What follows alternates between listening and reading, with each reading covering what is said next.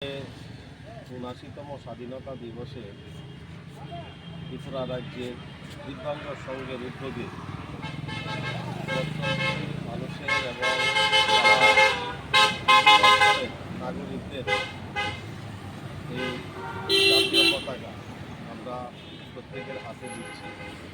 এই কর্মসূচিতে আমাদের মধ্যে উপস্থিত আছেন দিব্যাঙ্গ সেলের মাননীয় সভাপতি এবং আমাদের বিশিষ্ট সমাজসেবী বর্তমানী মণ্ডলের এবং আমাদের এই রাজ্যের সমস্ত দিব্যাঙ্গ সেলের পদাধিকারীগণ সবাইকে এই স্বাধীনতা দিবসে আন্তরিক শুভেচ্ছা এবং অভিনন্দন জানাই। আমরা বিগত দিনে দেখতাম জাতীয় পতাকা শুধু সরকারি প্রতিষ্ঠানে উত্তোলন হতো। আজকে যশস্বী প্রধানমন্ত্রী নরেন্দ্র মোদীজির উদ্যোগে আজকে সারা ভারতবর্ষে প্রত্যেকটা পরিবারে আমরা জাতীয় পতাকা প্রত্যেকের বাড়িতে আমরা উত্তোলন করতে পারছি।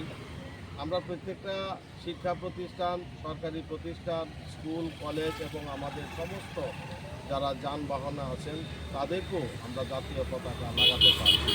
এটা একটা গর্বের বিষয়। আত্মনির্ভর ভারতের যিনি ডাক দিয়েছেন, এই আত্মনির্ভর ভারতের দিকে আজকে ভারত এগোচ্ছে। আমাদের এই রাজ্যে 1947 সালে 15ই আগস্ট স্বাধীন হয়েছিল ভারতবর্ষ, কিন্তু এই রাজ্যে আমাদের ত্রিপুরা রাজ্য কিন্তু ভারতবর্ষের এই স্বাধীনের সময় সেখানে যুক্ত ছিল না।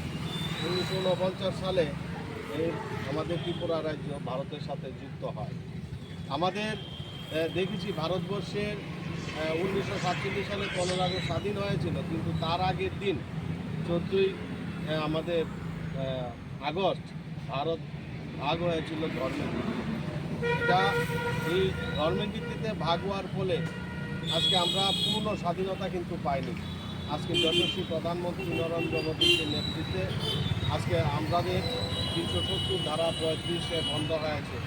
আজকে ভারতবর্ষের 81 কোটি মানুষ, গরিব মানুষকে যশস্বী প্রধানমন্ত্রী নরেন্দ্র মোদীজি আমাদের 5 কেজি করে চাল দিচ্ছে প্রত্যেকটা মানুষকে। সেটা একটা গর্বের বিষয়।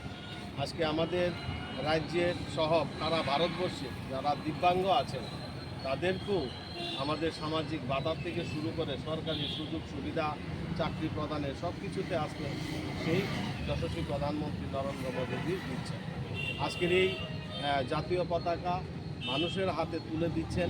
এই উদ্যোগকে রাজ্যের দিব্যাঙ্গ সংঘকে আমি ধন্যবাদ জানাই, শুভেচ্ছা জানাই এবং সকলকে এই স্বাধীনতা দিবসে আমি ব্যক্তিগত পক্ষ থেকে সবাইকে আন্তরিক শুভেচ্ছা অভিনন্দন জানাই। সবাই ভালো থাকবেন, সুস্থ থাকবেন। সবাইকে নমস্কার।